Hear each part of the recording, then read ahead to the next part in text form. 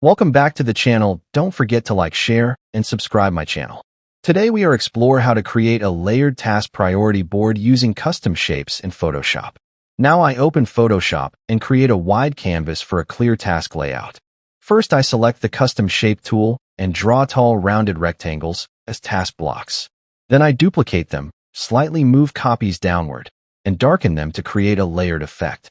After that I add small circular custom shapes to indicate priority levels or completion status. Now I carefully align each task block vertically for readability. Next I zoom in and refine corner radius and spacing for a polished look. Then I apply subtle shadows to separate layers softly.